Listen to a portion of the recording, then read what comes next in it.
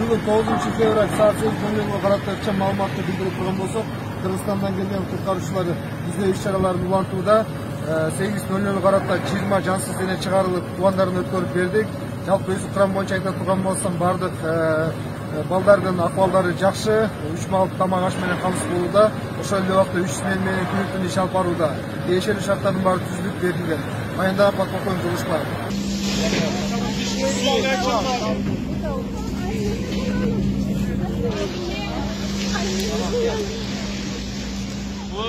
Burada bir iş falan verilecek mi? Bununla ilgili o ne?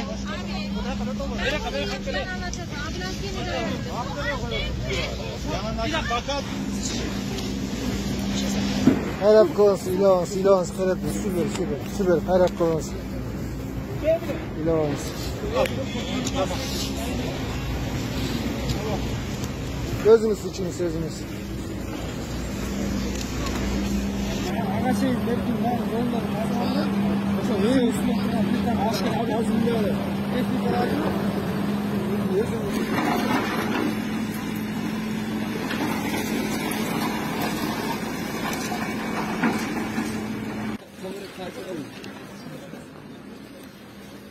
Ya orada kamerası olan çekiyor.